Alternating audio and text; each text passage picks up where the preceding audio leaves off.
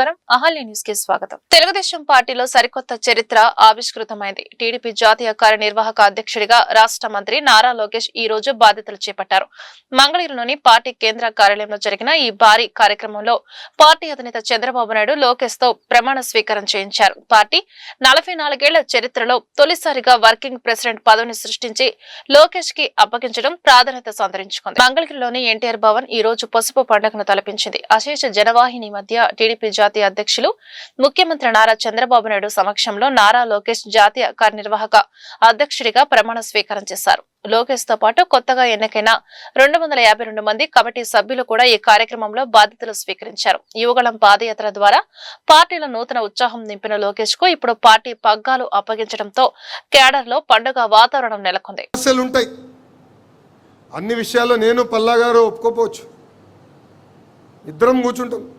నేనన్నా పల్లాన్ని కన్విన్స్ చేస్తాను, పల్లన్న నన్ను కన్విన్స్ చేస్తారు. నిర్ణయం తీసుకున్న తర్వాతనే నేను రూప్ బయటికి వస్తాం జరుగుతుంది. ఇట్లా ఎవరితోనా సమస్య ఉంటే భోజనం పెట్టండి, వాళ్ళని ఇంటికి పిలిపించండి, కూర్చోబెట్టి మన సమస్యలు మనమే పరిష్కరించుకోవాలని ఈ సభాముఖం మిమ్మల్ని అందరూ నేను కోరుకుంటున్నాను. మనం నిత్యం ప్రజల్లో ఉండాలి, ప్రజల సమస్యలు పరిష్కరించాలి. మన జాతీయ అధ్యక్షుల వారే ప్రతిరోజు 20 గంటలు పనిచేస్తుంటే మనం కనీసం 1 గంట ఆయనకన్నా ఎక్కువ పని చేయాలి కదా,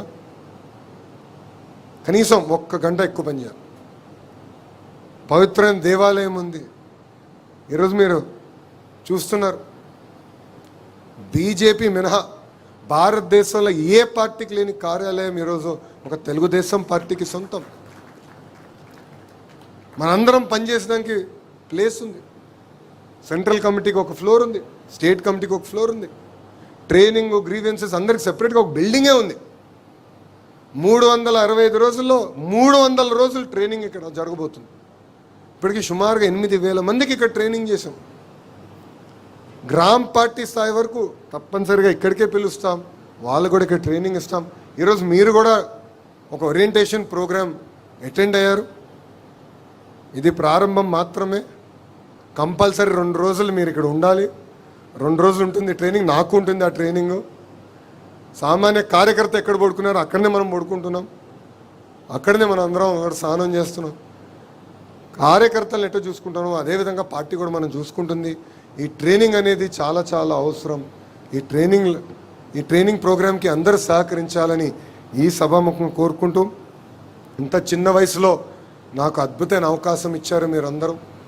వాస్తవంగా నేను ఈరోజు ఈ స్థాయికి వచ్చాను, ఆ కుర్చీలో నేను కూర్చోగలుగుతున్నానంటే దానికి కారణం వేదిక ముందున్న నాయకులు, రాష్ట్ర వ్యాప్తంగా ఉన్న 1 కోటి మంది కార్యకర్తలు. మీ త్యాగాలతో నేను ఈరోజు ఈ స్థాయికి వచ్చాను.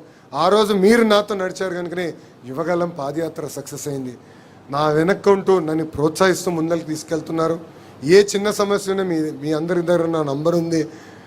తిట్టేది నన్నే, పొగిడేది నన్నే, 2 సమానంగా నేను స్వీకరిస్తున్నాను. మీరు ఇస్తున్న ప్రతి ఫీడ్బ్యాక్ని నేను సీరియస్గా తీసుకుంటున్నా. గౌరవ అధ్యక్షులతో చర్చిస్తున్నారు. వైసీపీ తీరుపై ముఖ్యమంత్రి చంద్రబాబు నాయుడు మరోసారి విరుచుకుపడ్డారు. అధికారంలో ఉన్నప్పుడు రాష్ట్రాన్ని సర్వనాశనం చేసిన వారు ఇప్పుడు కూడా కుట్రలు మానుకోవడం లేదని తీవ్రస్థాయిలో మండిపడ్డారు. టీడీపీ కార్యవర్గ ప్రమాణ స్వీకార కార్యక్రమంలో పాల్గొన్న ఆయన విపక్షంపై పదునైన విమర్శలు సంధించారు. ముఖ్యమంత్రి తన ప్రసంగంలో వైసీపీని గొడ్డలి పార్టీగా అభివర్ణించారు. ఆ పార్టీకి సంక్షేమం పట్టదని, అభివృద్ధి అంటే అస్సలు గిట్టదని వ్యాఖ్యానించారు.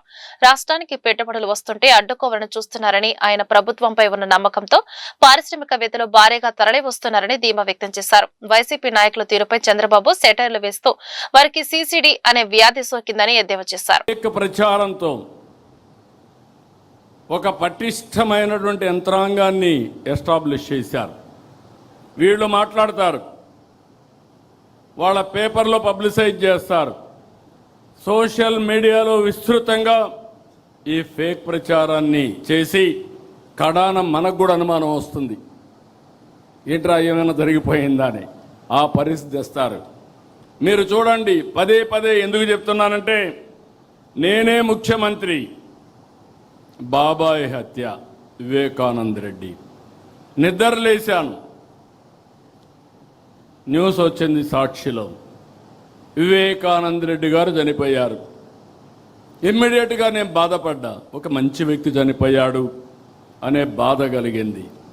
నా పక్కన ఐజీ ఇంటెలిజెన్స్ ఉన్నాడు, డీజీపీ ఉన్నాడు, సీఎంఓ ఉంది, ఎమ్మెల్యేలు ఉన్నారు, ఎంపీలు ఉన్నారు, మంత్రులు ఉన్నారు, హోమ్ మినిస్టర్ ఉన్నారు. ఎవరు కూడా నాకు బ్రీఫ్ చేయలేకపోయారు. బిజీగా ఉన్నాం.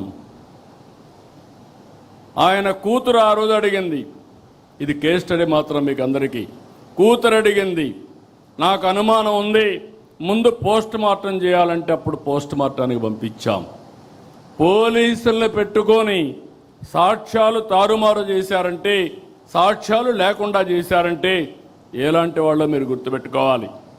పోస్ట్ మార్టంకి వెళ్తే షాకింగ్ నిజాలు. గొడ్డలతో తలంతా ఇచ్చేసి మొత్తం రక్తం వచ్చి కుట్లేసి అంత్యక్రియలు పంపించే పరిస్థితికి వచ్చారు. రూమ్ అంతా లాగారు. బెడ్రూమ్ అంతా కూడా బెడ్ మార్చలేకపోయారు, కానీ బెడ్ అంతా రక్తం, గోళ్ళంతా రక్తం కడిగారు, కానీ ఆ మరకలు చెడపలేకపోయారు. అక్కడి నుంచి సాయంత్రం డ్రామా మారిపోయింది. ఆ డ్రామాను మీరు చూసే సాయంత్రానికి నా తండ్రి చనిపోయాడు, ఆ రోజు చంపేశారు, ఇప్పుడు ఒకే దిక్కు పెద్ద దిక్కు మా చిన్నాన్న, ఆయన్ని కూడా చంపేశారు. పెద్ద దిక్కు కోల్పోయాను. వాళ్ళ చెల్లెలు నమ్మింది. మీరు గుర్తుపెట్టుకోవాలి, it is not that easy. ఇలాంటి ఓసిడి జబ్బుండే వాళ్ళు ఏం చేస్తారనే దానికి ఇది ఒక ఉదాహరణ మాత్రం. నమ్మితే తెల్లవారు నిద్రలేస్తే ఆ రోజు మాట్లాడలేదు, తెల్లవారు నిద్రలేస్తే సాక్షి పేపర్ చూస్తే ఏపీలో 10th క్లాస్ విద్యార్థులు ఉత్కంఠకు తెరపడనుంది. 10వ తరగతి పరీక్ష ఫలితాల కోసం వేచి చూస్తున్న లక్షలాది మంది విద్యార్థులు మరియు తల్లిదండ్రులకు కీలక అప్డేట్ వచ్చేసింది. రేపు ఉదయం 11 గంటలకు 10వ తరగతి ఫలితాలు విడుదల కానున్నాయి. ఈ మేరకు రాష్ట్ర విద్యా ఐటీ శాఖ మంత్రి నారా లోకేష్ స్వయంగా అధికారిక ప్రకటన చేశారు. రాష్ట్ర వ్యాప్తంగా నిర్వహించిన 10వ తరగతి పరీక్షల ఫలితాల విడుదలకు సర్వం సిద్ధమైంది. రేపు ఉదయం 11 గంటలకు మంత్రి నారా లోకేష్ ఫలితాలను విడుదల చేయనున్నారు. ఈ విషయాన్ని ఆయన తన ఎక్స్ ట్విట్టర్ ఖాతా ద్వారా వెల్లడించారు. విద్యార్థుల సౌకర్యార్థం ప్రభుత్వం ఈసారి ఫలితాల కోసం వినూత్న మార్గాలను అందుబాటులోకి తెచ్చింది. విద్యార్థుల రిజల్ట్స్ bsc.ap.government.in వెబ్సైట్ తో పాటుగా సరికొత్త సాంకేతికతను వినియోగించుకోవచ్చు. మనమిత్ర వాట్సాప్ నంబర్ 9553300009 కు కేవలం హాయ్ అనే సందేశం పంపి ఫలితాలు తెలుసుకోవచ్చు. ప్రభుత్వం సూచించిన లిప్ యాప్ ద్వారా కూడా రిజల్ట్ పొందే అవకాశం ఉంది. ఇక పాఠశాల వారీగా మార్కుల మెమోల కోసం హెడ్ మాస్టర్లు తమ స్కూల్ లాగిన్ ద్వారా డౌన్లోడ్ చేసుకునే సదుపాయాన్ని కూడా విద్యాశాఖ కల్పించింది. ఫలితాల విడుదల నేపథ్యంలో విద్యార్థులు ఆందోళన చెందకుండా ఈ డిజిటల్ మార్గాలను ఉపయోగించుకోవాలని అధికారులు సూచించారు. ప్రకృతి సంపదను కాపాడుతున్న వారికి ఆర్థికంగా వెన్నుదన్నుగా నిలిచేందుకు ప్రభుత్వం యాక్సిస్ బెనిఫిట్ షేరింగ్ విధానాన్ని బలోపేతం చేయనుందని Andhra Pradesh biodiversity board chairman Neelayapalem Vijay Kumar వెల్లడించారు. సముద్ర గర్భం నుంచి మత్స్య సంపదను సేకరించే మత్స్యకారులకు కూడా ఎగుమతి లాభాల్లో వాటా కల్పించి వారి ఆర్థిక అభివృద్ధికి తోడ్పడాలన్నదే ప్రభుత్వ లక్ష్యమని వెల్లడించారు. ఆంధ్రప్రదేశ్ రాష్ట్ర జీవ వైవిధ్య మండలి, నేషనల్ బయోడైవర్సిటీ అథారిటీ సంయుక్త ఆధ్వర్యంలో సముద్ర వనరులలో యాక్సెస్ అండ్ బెనిఫిట్ షేరింగ్ పై వర్క్ షాప్ బుధవారం బందర్ రోడ్ లోని ప్రముఖ హోటల్లో నిర్వహించడం జరిగింది. ఈ కార్యక్రమంలో పాల్గొన్న Andhra Pradesh biodiversity board chairman Neelayapalem Vijay Kumar మీడియాతో మాట్లాడుతూ తరతరాలుగా ఎర్రచందనం చెట్లను కాపాడుతున్న రైతులకు వారు విక్రయించిన విలువలపై 5% మేర వాటా అందజేయాలని, సముద్ర గర్భం నుంచి మత్స్య సంపదను సేకరించే మత్స్యకారులకు కూడా ఎగుమతి లాభాల్లో వాటా కల్పించాలన్నదే ప్రభుత్వ ముఖ్య ఉద్దేశమన్నారు. అదేవిధంగా రాష్ట్రంలో ఏటా సుమారు 3,700 కోట్ల విలువైన మత్స్య సంపద లభిస్తుండగా ప్రాసెసింగ్ అనంతరం దాని విలువ 8,000 కోట్లకు చేరుతోందన్నారు. ఈ భారీ లాభాల్లో వాస్తవ మత్స్యకారులకు భాగస్వామ్యం కల్పించేలా 2023 జీవ వైవిధ్య చట్టం ప్రకారం చర్యలు చేపట్టారన్నారు. ఫార్మర్స్ కి యాక్సెస్ బెనిఫిట్ షేరింగ్ కింద వాళ్ళు ఇన్ని రోజులు ఎలాగైతే నన్ను ఎర్రచందనాన్ని కాపాడారో ఆ కాపాడిన దానికి బేస్గా 5% అనేది వాళ్ళకి యాక్సెస్ బెనిఫిట్ షేరింగ్ కింద ఇవ్వాలనే ఉద్దేశంతో స్టార్ట్ చేయబడింది ఈ access benefit sharing system. So ఇన్ని రోజులు దాన్ని కాపాడారు, దాన్ని సంవత్సరాలుగా కొన్ని తరాలుగా ఆ యొక్క చెట్లను కాపాడుతున్నారు. కాబట్టి వాళ్ళ సేల్ వాల్యూ ఎంతకైతే ఈ ఫార్మర్స్ అమ్మారు, నేను చెప్పేది వైల్డ్ ఫారెస్ట్లో పోలీసులు వీళ్ళు ఇచ్చేసింది కాదు, రైతులు అమ్మింది. సో అదేవిధంగా మనం సముద్ర గర్భంలో నుంచి తీసిన మత్స్య సంపద కూడా కొంత యాక్సెస్ బెనిఫిట్ షేరింగ్ రావాలి. అంటే వీళ్ళు ఫర్ ఎగ్జాంపుల్ మనం ఆంధ్రప్రదేశ్లో దాదాపు 3,700 కోట్ల రూపాయలు విలువయ్యే సముద్ర ఉత్పత్తిని ప్రతి సంవత్సరం పట్టిస్తాం. అవి ప్రాసెసింగ్ అయ్యి బయటకు వచ్చేప్పుడు దాదాపు 7 నుంచి 8 వేల కోట్ల రూపాయలకు వస్తుంది. సో ఎక్స్పోర్టర్స్ దాన్ని సేల్ చేసుకున్నారు, లాభాలు వస్తున్నాయి. కానీ యాక్చువల్ మత్స్యకారులకు ఈ లాభాల్లో వాటా వస్తుందా కొంతన్నా, అంటే అది ఎంత అంటే ఒక్కొక్క ఫిష్ని బట్టి మారుతూ వస్తుంది. ఈ లాభాల్లో కొంతన్నా ఈ మత్స్యకారులకు రావాలి అన్న మెయిన్ ఉద్దేశమే ఈ యాక్సెస్ బెనిఫిట్ షేరింగ్ సిస్టమ్. ఇది మనం ఏదో కొత్తగా పెట్టింది కాదు. 2002 ద బయోడైవర్సిటీ యాక్ట్ ప్రకారం ఉంది. 2023 బయోడైవర్సిటీ యాక్ట్ ప్రకారం దాన్ని పార్లమెంటు చట్టం చేసింది. ఆ పార్లమెంట్ చట్టం ప్రకారమే ఎవరైతే మత్స్య సంపదని సముద్ర గర్భం నుంచి తీస్తారో, అది అమ్ముతారో, ఆ అమ్మినప్పుడు ఒక్కొక్క ఫిష్ బేస్ చేసుకుని, అంటే ఆ ఫిష్ వాల్యూ ఎక్కువ ఉంటుంది.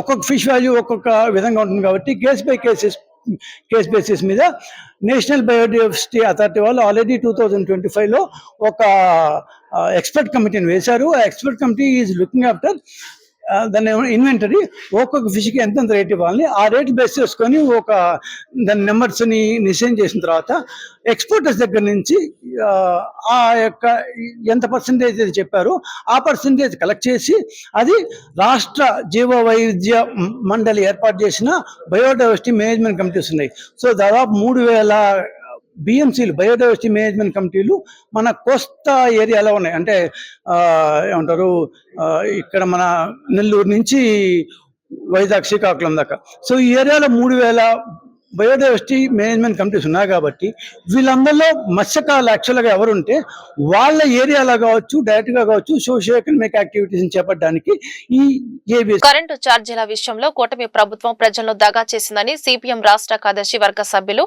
కామ్రేడ్ సిహెచ్ బాబురావు నాయకులు విమర్శించారు. ఎన్నికల వేళ విద్యుత్ ధరలు పెంచబోమని తగ్గిస్తామని హామీ ఇచ్చి అధికారంలోకి వచ్చాక అందుకు విరుద్ధంగా వ్యవహరిస్తున్నారని ఆరోపణలు చేశారు. అదనపు వసూలపై బహిరంగ చర్చకు సిద్ధమా అని ప్రభుత్వానికి సవాల్ విసిరారు. బుధవారం సిపిఎం రాష్ట్ర కార్యాలయం శ్రీశ్రీ భవన్ లో మీడియా సమావేశం జరిగింది. ఈ సమావేశంలో సిపిఎం రాష్ట్ర కార్యదర్శి వర్గ సభ్యులు కామ్రేడ్ సిహెచ్ బాబురావు, రాష్ట్ర కమిటీ సభ్యులు కామ్రేడ్ దోనెపూడి కాశీనాథ్ పాల్గొని మాట్లాడుతూ గత 2 ఏళ్ల కాలంలో సర్దుబాటు ఛార్జీలు ఎఫ్ఈపీసీఏ పేరుతో రాష్ట్రంలోని 1,60,00,000 మంది వినియోగదారులపై దాదాపు 20,000 కోట్ల అదనపు భారం మోపారన్నారు. ప్రభుత్వం యూనిట్కు 13 పైసలు తగ్గించామని చెబుతున్న మాటలు పచ్చి అబద్దమని, వాస్తవానికి నెలవారీగా యూనిట్కు 1.5 నుంచి 85 పైసల వరకు అదనంగా వసూలు చేస్తున్నారన్నారు. ఈ అదనపు వసూలపై సాక్ష్యాధారాలతో సహా బహిరంగ చర్చకు సిద్ధమా అని సవాల్ విసిరారు. స్మార్ట్ మీటర్లది పోరాటం సాగటం వల్లే వ్యవసాయ పంపు సెట్లకి విద్యుత్ మీటర్ల ప్రక్రియ, స్మార్ట్ మీటర్ల ప్రక్రియ ఆగిపోయింది. రెండోది, గృహ వినియోగదారులకి పూర్తి చేయాలనుకున్న దాన్ని స్లో డౌన్ అయ్యింది. అయినా దొంగచాటున, దొడ్డిదారిన స్మార్ట్ మీటర్లు బిగిస్తున్నారు. ఎక్కడికక్కడ ప్రతిఘటన ఎదురవుతా ఉంది. ఉత్తరప్రదేశ్లో ఈ ప్రీపెయిడ్ స్మార్ట్ మీటర్లు పెట్టడం వల్ల ప్రీపెయిడ్ బిల్లులు చెల్లించినా సరే కరెంట్ కనెక్షన్లు కట్ అయిపోతే ప్రజలందరూ ఉద్యమంలోకి వచ్చారు. దాంతో ఆ గవర్నమెంట్ తాత్కాలికంగా దాన్ని నిలుపుదల చేయాల్సి వచ్చింది. ఇప్పటికి రాష్ట్రంలో ఉద్యమం అనేక ప్రాంతాల్లో సాగుతూ ఉంది. అనేక ప్రాంతాల్లో ప్రతిఘటన కూడా ఎదురయ్యింది. రాబోయే కాలంలో కూడా ఇది ప్రజలందరూ అప్రమత్తంగా ఉండి ఇంటింటా స్మార్ట్ మీటర్లని వ్యతిరేకించాలి. మంత్రి గారు ప్రకటన చేశారు, స్వచ్ఛందంగా తప్ప బలవంతంగా మేము పెట్టమని. కానీ బలవంతంగానో మభ్యపరిచో పెట్టడానికి ప్రయత్నాలు చేస్తున్నారు.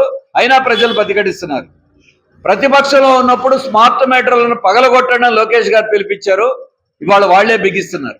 మాట తప్పింది స్మార్ట్ మీటర్ల విషయంలో.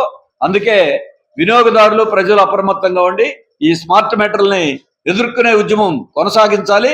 ఇంటింటా, వీధి వీధిలో కూడా మొక్కజొన్న కొనుగోలు కేంద్రాలను వెంటనే ప్రారంభించాలని ఆంధ్రప్రదేశ్ రైతు సంఘం గుంటూరు జిల్లా సమితి నాయకులు డిమాండ్ చేశారు. మొక్కజొన్న రైతులకి క్వింటాకు 2,400 రూపాయలకు మద్దతు ధర ఇవ్వాలని ఆంధ్రప్రదేశ్ రైతు సంఘం గుంటూరు జిల్లా సమితి ఆధ్వర్యంలో కలెక్టర్ కార్యాలయం ఎదురు ఆందోళన చేశారు. సీఎం మరియు వ్యవసాయ శాఖ మంత్రికి ఆంధ్రప్రదేశ్ రైతు సంఘం మరియు మొక్కజొన్న రైతులు సంక్షేమ సంఘం నాయకులు కలెక్టర్ సీఎం సాయికాంత్ వర్మకు మెమోరాండం అందజేశారు. అనంతరం వారు మీడియాతో మాట్లాడుతూ మొక్కజొన్న కొనుగోలు కేంద్రాలను వెంటనే ప్రారంభించి మొక్కజొన్నలను క్వింటాకు 2,400 రూపాయలు మద్దతు ధరకు కొనుగోలు చేయాలని కోరారు. మన రాష్ట్రంలో మొక్కజొన్న పంటను 12,50,000 మంది రైతులకు పైగా సాగు చేశారని తెలిపారు. ఎకరానికి పెట్టుబడి 45 నుండి 55,000 వరకు ఖర్చు అవుతుందని చెప్పారు. కౌలు రేట్లు కూడా ఆయా ప్రాంతాలలో ఎక్కువగా ఉన్నాయని తెలిపారు. అందరికీ నమస్కారం. రాష్ట్రంలో గత సంవత్సరం 1,89,000 హెక్టార్లలో మొక్కజొన్న పంటను రైతాంగం పండించారు. ఈ సంవత్సరం 4,99,621 హెక్టార్లలో మొక్కజొన్న పంట రైతాంగం పండించినటువంటి పరిస్థితి ఉన్నది. ఇంత పెద్ద సంఖ్యలో రైతాంగం మొక్కజొన్న వైపు ఈ సంవత్సరం మళ్ళితే ప్రభుత్వాల దగ్గర గణాంకాలు సంపూర్ణంగా ఉన్నప్పటికీ పట్టించుకోనటువంటి పరిస్థితి. దాదాపు నెల రోజుల క్రితం మార్చి 26వ తారీఖున మన రాష్ట్ర ముఖ్యమంత్రి చంద్రబాబు నాయుడు గారు కేంద్ర వ్యవసాయ శాఖ మంత్రి గారికి లెటర్ వ్రాశారు. మా రాష్ట్రంలో పెద్ద సంఖ్యలో రైతాంగం మొక్కజొన్న వేశారు, ఈ పంటని కొనుగోలు చేసేటువంటి అవకాశం మాకు లేదు, కాబట్టి 100% మీరు కొనుగోలు చేయాలని చెప్పి కేంద్ర ప్రభుత్వానికి లెటర్ రాశారు వ్యవసాయ శాఖ మంత్రి గారికి. కానీ కేంద్ర ప్రభుత్వం నుంచి ఎటువంటి స్పందన కూడా లేదు. రాష్ట్ర ప్రభుత్వం కూడా ఇప్పటిదాకా మెదలకుండా ఉండి నిన్న సోమవారం అంటే 27వ తేదీన మళ్ళీ మరొక లెటరు ముఖ్యమంత్రి గారు రాశారు. అంటే ఇది రైతాంగాన్ని మభ్యపెట్టడానికా? ఎవరి కోసం ఈ లెటర్లు రాస్తున్నారు? నెల రోజుల తర్వాత మరొక లెటర్ రాసి మా పని అయిపోయిందనే వ్యవహారం చేయడం సరైంది కాదు. ఇవాళ ఈ రాష్ట్రంలో మొక్కజొన్న ఎంత పండింది వివరాలన్నీ కూడా మీ వ్యవసాయ శాఖ పరిధిలో ఉన్నాయి. కానీ ఇది పట్టించుకోకుండా మరో పక్క మన పక్కన ఉండేటువంటి కర్ణాటక, తెలంగాణ, అదేవిధంగా కూటమి సర్కారు బీజేపీ ప్రభుత్వం అధికారంలో ఉన్న ఉత్తరప్రదేశ్లో సైతం మరి అక్కడ కొనుగోలు కేంద్రాలు తెరిచి రైతాంగాన్ని మరి ఆదుకునేటువంటి ప్రయత్నం చేస్తున్నారు. కానీ మీరు మాత్రం ఇంతవరకు కొనుగోలు కేంద్రాలు లేవు. మార్కెట్ వారిని అడిగితే ముఖ్యమంత్రి గారు లెటర్ రాశారు, కేంద్రం నుంచి సమాధానం ఇంకా రాలేదు అని మాటలు చెప్పేటువంటి పని చేస్తున్నారు. అందువల్ల మరి రాష్ట్ర ప్రభుత్వం తక్షణం రైతు నలిగిపోతున్నాడు. తెలంగాణ, కర్ణాటక, యూపీ తదితర రాష్ట్రాలలో 2,400 మద్దతు ధరతో మొక్కజొన్నలు కొంటుంటే డబుల్ ఇంజిన్ సర్కారుగా ఉన్న మన రాష్ట్ర ప్రభుత్వం మాత్రం మేనమేషాలు లెక్కిస్తూ ఉంది. కేంద్రానికి ఉత్తరాలు రాయటంతో కాలం గడిపేస్తుంది. మొక్కజొన్న పంట విస్తీర్ణం గతం కన్నా పెరిగింది. దాదాపు 12.5 లక్షల ఎకరాల్లో మన రాష్ట్రంలో సాగు చేశారు. మొక్కజొన్నని కార్పొరేట్ హోటళ్లలో, హై క్లాస్ హోటల్లో సూపు దగ్గర నుండి, హార్లిక్స్, బోర్నవిటా దగ్గర నుండి, అనేక బిస్కెట్స్ దగ్గర నుండి, కోళ్ళ మేత దగ్గర నుండి ఎంతో విలువైన ఆహారంగా ఇవాళ అభివృద్ధి చెందిన మొక్కజొన్న రైతు ఈ రకంగా నష్టపడే పరిస్థితి రావటం అనేది చాలా విచారకరము. ముఖ్యమంత్రి చంద్రబాబు నాయుడు గారు, వ్యవసాయ మంత్రి అచ్చెన్నాయుడు గారు యుద్ధ ప్రాతిపదికన రైతులకు న్యాయం చేయాలి. ఇవాళ కార్పొరేట్ కంపెనీలకి లక్షల కోట్లు రాయితీలు ఇస్తున్నారు. అనేక వేల కోట్లు సంక్షేమ పథకాల్లో ఉచితంగా ఇస్తున్నారు. అవన్నీ తప్పు కాదు, కానీ మరి రైతుకు వచ్చేటప్పటికి డబ్బులు లేవని ఆపసోపాలు పడి కేంద్రానికి లేఖలు రాస్తూ రైతులకి హాని చేయటం ఏమాత్రం క్షంతవ్యం కాదని యుద్ధ ప్రాతిపదికన కొనుగోలు కేంద్రాలు ఏర్పాటు చేయాలి. 2,400 రూపాయలతో కొనాలి. అమ్ముకున్న వాళ్ళు కూడా వ్యత్యాసం చెల్లించాలని డిమాండ్ చేస్తున్నాం. తూర్పు నియోజకవర్గ ప్రజలు మౌలిక వసతుల లక్ష్యంగా పనిచేస్తున్నామని ఎమ్మెల్యే మహమ్మద్ నజీర్ వెల్లడించారు. 2వ డివిజన్లోని ఎన్టీఆర్ నగర్ నుంచి సుజుకి షోరూం వరకు 2 కోట్ల వ్యయంతో నిర్మాణం చేయనున్న సీసీ అవుట్ఫాల్ డ్రైన్ కు ఎమ్మెల్యే నజీర్ అహ్మద్ శంకుస్థాపన చేశారు. ఈ సందర్భంగా ఆయన మాట్లాడుతూ మోతీలాల్ నగర్ నుంచి వచ్చే మురుగునీరు ఈ డ్రైన్ ద్వారా బయటకు పంపడం జరుగుతుందన్నారు. ఈ అవుట్ఫాల్ డ్రైన్ నిర్మాణం నెలన్నరలోనే పూర్తి చేసి ప్రజలకు ఇబ్బందులు కలగకుండా చూస్తామన్నారు. ఈ రోజు రాష్ట్ర వర్కింగ్ ప్రెసిడెంట్ గా ప్రమాణ స్వీకారం చేస్తున్న మంత్రి నారా లోకేష్ కు పోలిట్ బ్యూరో సభ్యురాలుగా ప్రమాణ స్వీకారం చేస్తున్న ఎమ్మెల్యే గల్లా మాధవికి ఇతర నాయకులకు శుభాకాంక్షలు తెలిపారు. ఈ కార్యక్రమంలో కిరణ్, పుట్టా దుర్గా ప్రసాద్, డివిజన్ నాయకులు పాల్గొన్నారు. గుంటూరు నగరంలో అభివృద్ధిని వేగవంతం చేస్తూ అనేక అభివృద్ధి కార్యక్రమాలతో పాటు మౌలిక వసతుల అభివృద్ధి కోసం ముఖ్యంగా ఎప్పుడు లేనటువంటి విధంగా నెహ్రూ నగర్ ప్రాంతం నుంచేటువంటి అవుట్ఫాల్ డ్రైన్ని కంటిన్యూషన్గా ఒక పక్కన మణిపురం బ్రిడ్జ్ దగ్గర నుండి సుజుకి హోండా షోరూమ్ మన మారుతి షోరూమ్ వరకు ఒక డ్రైన్ని ఏర్పాటు చేసి దాదాపు 2 కోట్ల రూపాయలతో ఈ డ్రైన్ని నిర్మించడం జరుగుతూ ఉంది. అదేవిధంగా రైల్వేస్ వాళ్ళు మణిపురం బ్రిడ్జ్ మన నెహ్రూ నగర్ గేట్ దగ్గర నుండి మోతీలాల్ నగర్ వైపుగా రామరెడ్డి తోట మీద నుంచి ఆ డ్రైన్ వచ్చి దీనికి కనెక్ట్ అవుతుంది. ఈ విధంగా గతంలో 10 సంవత్సరాల పాటు పట్టించుకున్నటువంటి ప్రధాన మౌలిక వసతుల కల్పన ఈ ప్రభుత్వంలో, కూటమి ప్రభుత్వంలో నెరవేర్చుతూ ఉన్నాం. ప్రజలకి కేవలం వాళ్ళ వీధుల్లో ఉండేటువంటి డ్రైన్లే కాకుండా నగరంలో నుంచి వెళ్ళేటువంటి ప్రధాన ట్రైన్లన్నీ కూడా నిర్మించడానికి ఈరోజు 15th ఫైనాన్స్ కమిషన్ ద్వారా వచ్చేటువంటి నిధుల ద్వారా 2 కోట్ల రూపాయలతో ఈ కార్యక్రమాన్ని చేస్తా ఉన్నాం.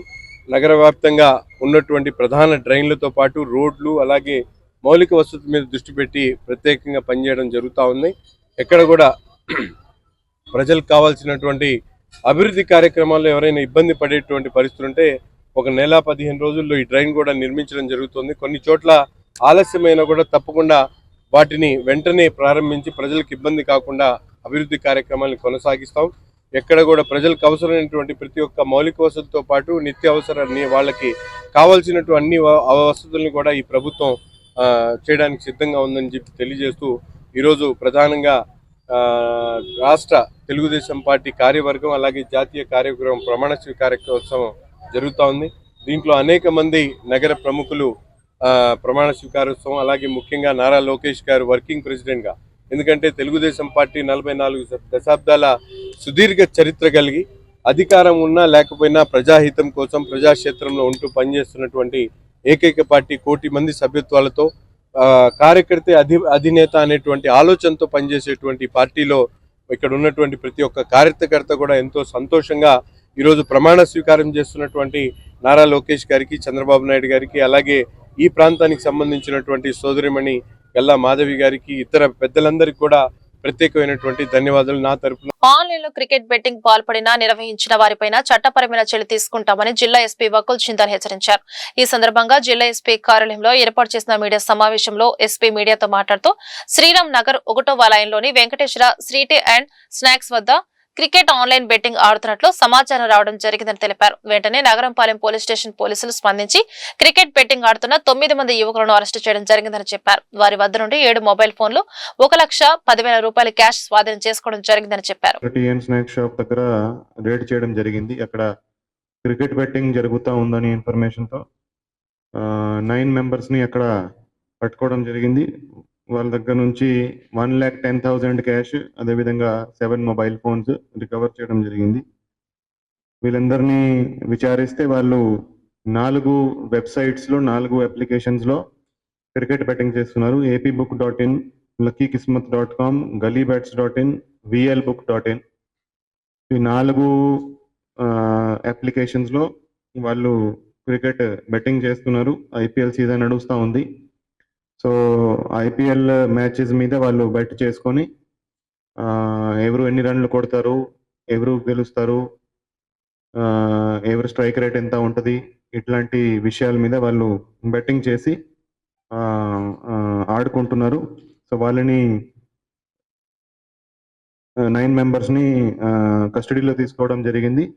వాళ్ళ దగ్గర నుంచి cash and mobile phone seize చేసి వాళ్ళ మీద కేసు నమోదు చేసి వాళ్ళ మీద చట్టపరమైన చర్యలు తీసుకోవడం జరుగుతుంది. సో ప్రజలకి మేము మెసేజ్ ఇచ్చేది ఏంటంటే, ఈ ఐపీఎల్ సీజన్లో చాలామంది ఆన్లైన్ బెట్టింగ్కి అదేవిధంగా ఆఫ్లైన్ బెట్టింగ్కి చాలా ఎక్కువ మంది పాల్పడుతున్నారు. దీనివల్ల వాళ్ళు చాలా డబ్బు పోగొట్టుకుంటున్నారు. ఈ బెట్టింగ్ చేస్తే ఓన్లీ ఎవరైతే చేపిస్తున్నారో, ఎవరైతే ఏజెంట్స్ ఉన్నారో వాళ్ళకి ప్రాఫిట్ తప్ప ఎవరైతే బెట్ చేస్తున్నారో, ఎవరైతే ఆడుతున్నారో వాళ్ళకి ఎక్కడ కూడా ప్రాఫిట్ వచ్చే అవకాశం ఉండదు. దయచేసి మీ ఆర్థిక మూలాలను దెబ్బ కొట్టొద్దు. చాలామంది ఈ చిన్న చిన్న బెట్స్ నుంచి స్టార్ట్ చేస్తారు. 100, 200, 1000, 2000 నుంచి స్టార్ట్ చేసి దానికి అడిక్ట్ అయిపోయి పెద్ద పెద్ద బెట్స్కి ప్రోగ్రెస్ అయ్యి వాళ్ళు చాలా ఎక్కువ డబ్బు పోగొట్టుకుంటున్నారు. తర్వాత కొన్ని చోట్ల లోన్స్ తీసుకొని డబ్బు అడిగి ఇంట్రెస్ట్ మీద తీసుకొని కూడా కొంతమంది అడిక్ట్ అయినాక పెడుతున్నారు. దాంతో మొత్తం కుటుంబం కూడా సఫర్ అయ్యే పరిస్థితులు వస్తున్నాయి. సో ఇటువంటి జరగకుండా, ఇటువంటి చేయకుండా అందరినీ మేము విజ్ఞప్తి చేస్తున్నాము. ఇది చట్టపరమైన నేరము. ఎవరైనా క్రికెట్ బెట్టింగ్ చేస్తే వాళ్ళ మీద లీగల్గా చర్యలు తీసుకోవడం జరుగుతుంది. వాళ్ళ మీద కేసు పెట్టడము, వాళ్ళని అరెస్ట్ చేయడం జరుగుతూ ఉంది. ఈ క్రికెట్ ఏదైతే ఉందో దాన్ని ఒక స్పోర్ట్ లాగానే మనం మసాలా దినుసుల తయారీ మరియు సరఫరా రంగంలో సరికొత్త నాణ్యత ప్రమాణాలతో జవ్వాజీ స్వాగత్ బ్రాండ్ మార్కెట్లోకి ప్రవేశించింది. స్వచ్ఛమైన రుచి, నిజాయితీతో కూడిన నాణ్యత అనే నినాదంతో ప్రీమియం క్వాలిటీ ఎర్ర మిరప పొడి మరియు ఇతర మసాలా ఉత్పత్తులను ఈ సంస్థ పరిచయం చేస్తుంది. ఈ బ్రాండ్ మరియు ఉత్పత్తుల ఆవిష్కరణ వేడుక ఏప్రిల్ 29, 2026 బుధవారం ఉదయం 11:22 వైభవంగా జరిగింది. ప్రముఖ పారిశ్రామికవేత్త, crane group of companies chairman Granthi Venkata Satyalakshmi Kantharao మరియు Transmedia group managing director Gopisetty Mohar Baba దర్శకత్వంలో ఈ సంస్థ కార్యకలాపాలను ప్రారంభించింది.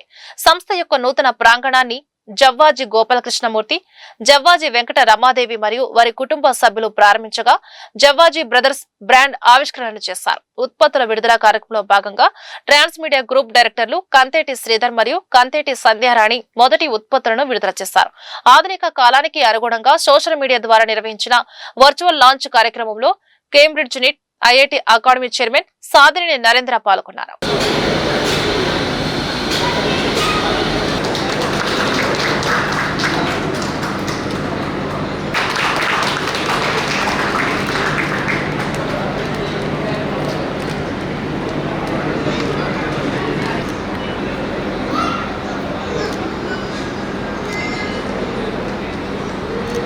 ఈరోజు మా ఆహ్వానాన్ని మన్నించి మా ప్రిమిసెస్కి విచ్చేసి మా బ్రాండ్ ప్రొడక్ట్స్ని లాంచ్ చేసిన శ్రీమాన్ గ్రంథి కాంతారావు గారికి, crane group of companies chairman sir వారి చేత మా కంపెనీ మిషన్స్ ఆపరేషన్లోకి లైవ్లోకి తీసుకొని వచ్చాము. అలానే మా premium product Guntur chilli powder sir వారి చేత, గ్రంథి కాంతారావు గారి చేత లాంచ్ చేయించామండి.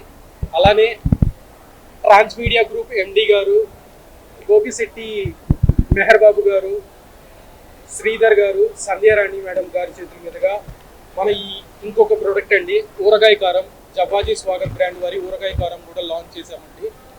సో ఈరోజు ఈ లాంచింగ్ అంతా మా manufacturing unit premises Ankireddypalem, Nallapadu రోడ్లో అంకిరెడ్డిపాలెం విలేజ్ ఎంట్రన్స్లో ఉందండి.